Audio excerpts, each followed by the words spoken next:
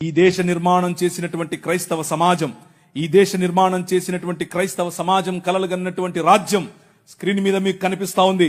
1807లో abolishment of the slavery act నీ రాజు తీసుకొచ్చాడు.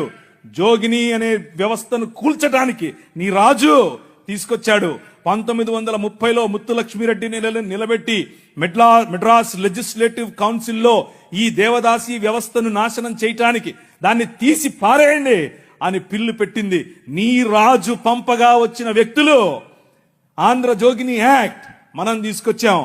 ఇంగ్లీష్ ఎడ్యుకేషన్ ఫర్ ఎవ్రీబడి, ప్రతి ఒక్కరికి 1835 మనం తీసుకొచ్చాం. 1795 రైట్ టు ప్రాపర్టీ, అంతకుముందు ఎవరు భూములు కొనటానికి లేదు. బడుగు బలహీన వర్గాలు భూములను స్వాధీనం చేసుకునేవాళ్ళు. నీకేంద్ర రే మల్లిగా అనేవాళ్ళు, నువ్వెవర రే ఈరిగా అనేవాళ్ళు, నువ్వెవర రే బయటుండు, నువ్వు మా ఇంటికి రావద్దు, నీ నీడ పడద్దు అన్నారు. కానీ నీ రాజు నీకు అధికారం ఇచ్చాడు. భూమి కొనుక్కునే అధికారం, భూమిలో పండించుకునే అధికారం, పండించిన దాన్ని తినే అధికారం నీది. అంతకు ముందేమయ్యేది, భూమి తీసుకుని కష్టపడి మంచిగా పనిచేసి ఇంత పండు వండిన తర్వాత వస్తాడు అయ్యగారు, ఏట్రా ఇది ఏటి బాబండింది, అమ్మగారి కాలంటే ఇచ్చిరాపో అంటే నోరు మూసుకొని ఇవ్వాలి అంతే. అదే చట్టం. కానీ ఈరోజు అది కాదు.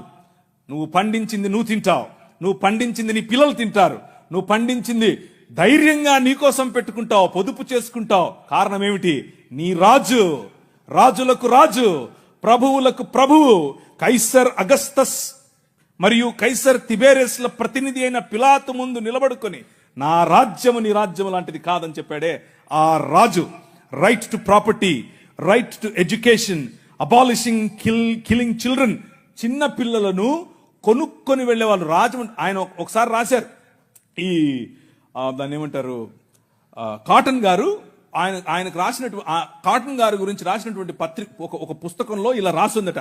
ఏంటంటే వాళ్ళ ఇంట్లో పనిచేసేటట్టు ఒక ఆయమను వచ్చి ఒక ₹1 ఇవ్వమ్మా అని అడిగింది. ఆ రోజుల్లో ₹1 ఎందుకమ్మా అంటే, నేను వెళ్ళి రాజమండ్రిలో ఒక ఆడపిల్లను కొనుక్కొచ్చుకుంటాను అంటుంది.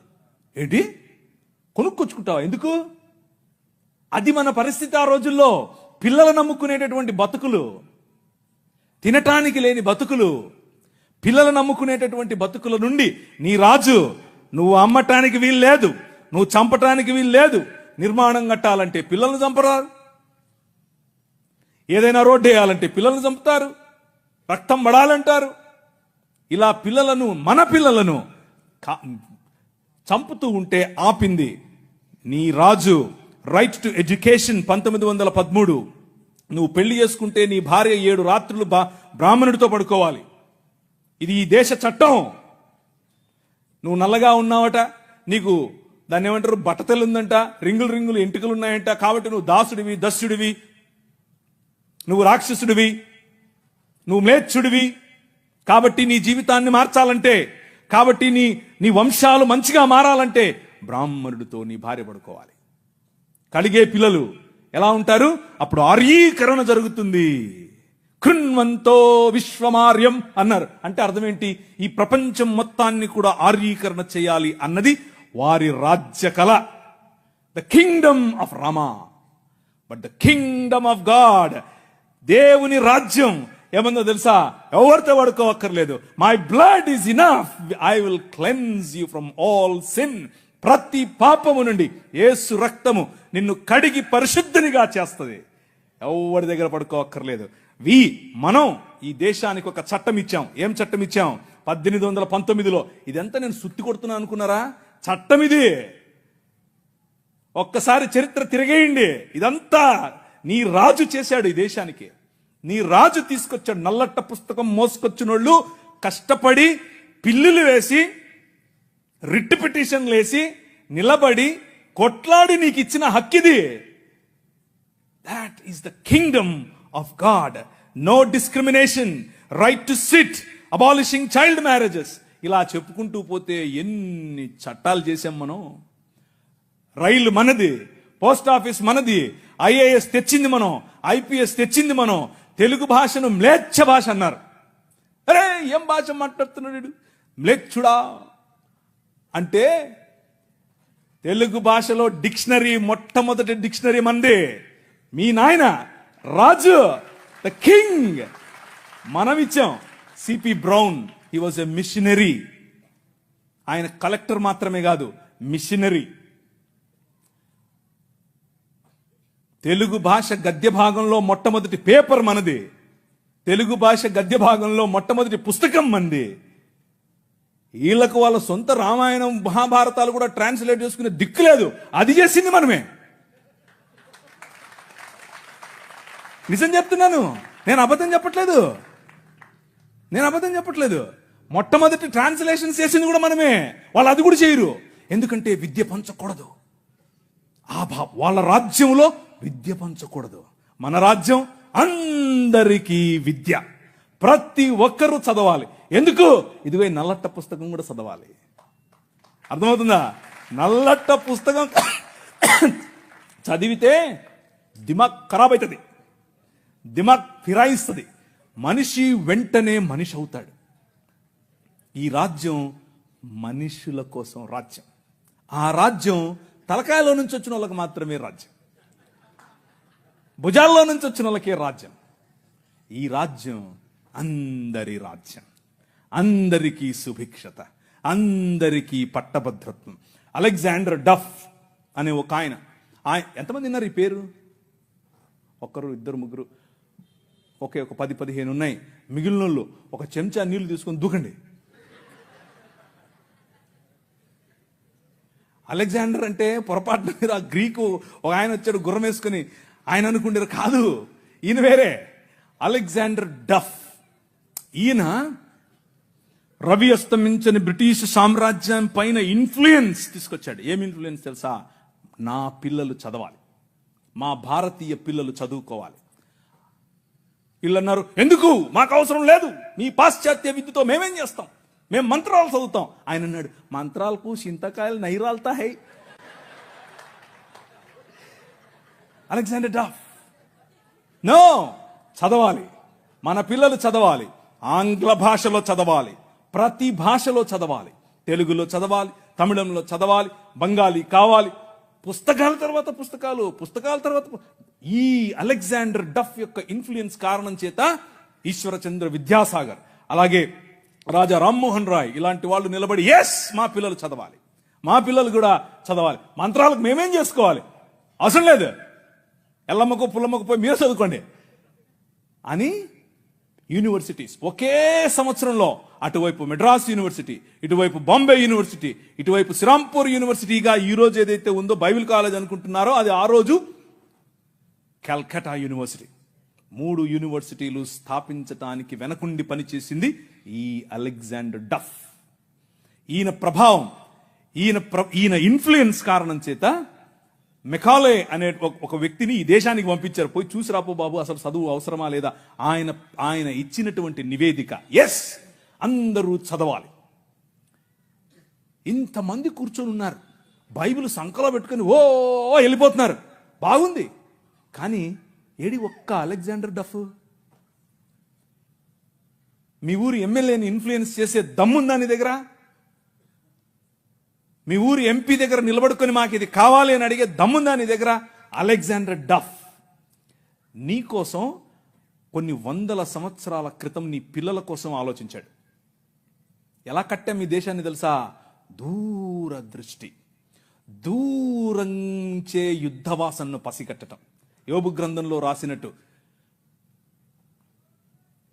గుర్రమును చూచితివా, అది వాడి రౌతును తిరస్కరిస్తుంది, తలతలలాడు ఈటెలను మెలమెలలాడు ఆ బల్లెములను చూసినప్పుడు రా రా అని ఉద్దండ కోపముతో మిడతల వలె గంతులేసి ముందుకెళ్తుంది. యుద్ధం అంటే దానికి అంత ఇష్టం. ఏది, ఎక్కడున్నారు అలెగ్జాండర్ డఫ్లు? రైజ్ అప్, ఇంతవరకు పాట పాడారు, లే నిలబడు, లే నిలబడు. ఎప్పుడు నిలబడతావు ఇంక నువ్వు? నీ చరిత్ర. డాక్టర్ బాబాసాహెబ్ భీమ్రావ్ అంబేద్కర్ గారి మాట అన్నారు. ఆయన కూడా ఒక చోట నేర్చుకుందే, మనమే నేర్పాం. The king of this world నేర్పాడు. ఏమన్నారు తెలుసా? చరిత్ర, నీ చరిత్ర తెలుసుకోకపోతే నువ్వు చరిత్రలో లేకుండా పోతావు. ఇది నీ చరిత్ర. ఇది నువ్వు ఈ దేశానికి, ఈ దేశ నిర్మాణంలో నువ్వు సాధించినటువంటి చరిత్ర. దారా యాక్ట్ 1879.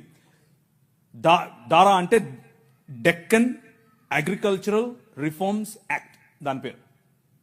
ఆ రోజుల్లో స్వరాజ్యం లోకమానుడు ఉన్నాడు కదా ఆయన అన్నాడు, ఏమన్నాడు, ఆయన ఎందుకు అంతటానికి, ఎవరికి? పేదలు, బడుగు, బలహీన వర్గాలు వెళ్ళి దాన్ని ఏమంటారు, దున్నుకుంటామయ్యా అంటే, సరే దా. అదేదో ఆ రోజుల్లో సినిమా వచ్చింది, సబ్బు పౌడరు చూపించి వాళ్ళ దగ్గర భూములు తీసుకునేవాడు. ఆ టైప్ ఈడు.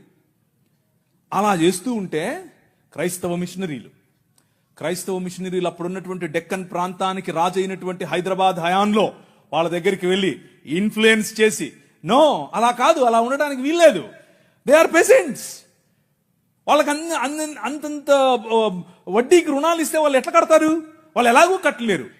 కాబట్టి డబ్బులేమో ఇచ్చేసి వాళ్ళు కట్టలేని పక్షంలో వాళ్ళ భూములు తీసుకోవటం ఏంటిది? This is not righteousness, this is not right. అది న్యాయం కాదు. ఆయన భుజముల మీద రాజ్యభారముండును.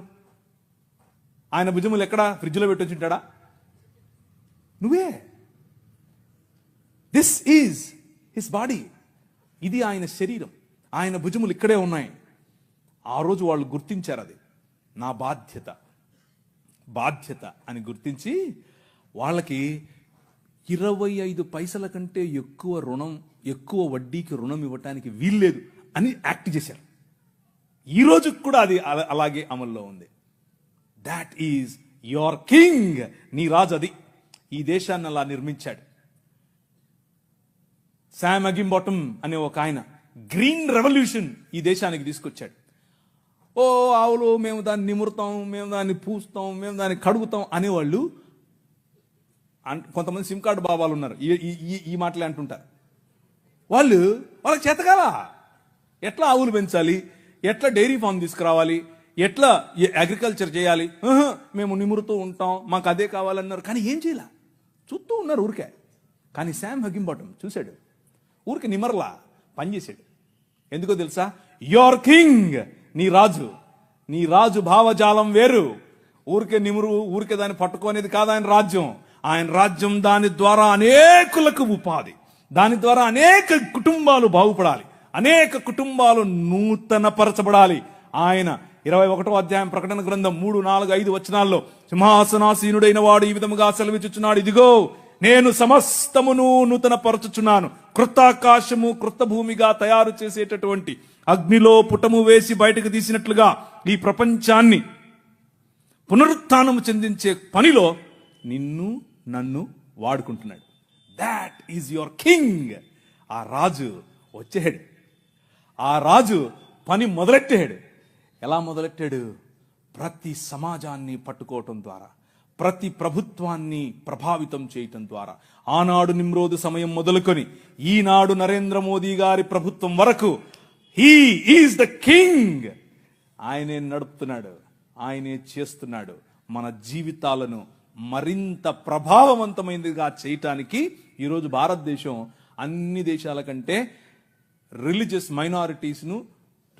మైనారిటీస్ పైన ఒత్తిడి తీసుకొని రావటంలో, వారిని హింసించడంలో ప్రపంచంలో ర్యాంక్ నంబర్ 1 మనం. నంబర్ 1 ర్యాంక్ మొన్నే వచ్చింది. రిలీజియస్ మైనారిటీస్ అంటే మనలను హింసించటంలో భారతదేశం నంబర్ 1. పాకిస్తాన్ కాదు, ఆఫ్ఘనిస్తాన్ కాదు, సోమాలియా కాదు, ఎవరు కాదు, భారతదేశమే. చచ్చిపోయిన వాళ్ళను కూడా గుంత తవ్వి బయటకు తీస్తున్నారు ఛత్తీస్గఢ్లో. ఎందుకు చేస్తున్నారు తెలుసా? ఇదంతా భయం. ఏంటా భయం? వీళ్ళందరినీ మనుషులు చేస్తున్నారు, వీళ్ళందరూ సమానం అంటున్నారు. మతం మనుష్యత్వం ఎదుట నిలబడలేదు. భయం దానికి. మతానికి నిజమైన మనిషిని చూస్తే భయం. నిజమైన మనుష్యులను తయారు చేసేటటువంటి దేవుని రాజ్యం, నిజమైన మనుష్యత్వాన్ని ఈ ప్రపంచంలో వెలుగుగా ప్రకాశింపచేయటానికి పిలువబడినటువంటి దేవుని రాజ్యం. ఆ రాజ్యం నిలబడాలి, ఆ రాజ్యం పోరాడాలి, ఆ రాజ్యం భయంకరమైనటువంటి ఈ ఒడుదుడుకులలో కూడా నిలబడాలి. అలా నిలబడటానికి మీరు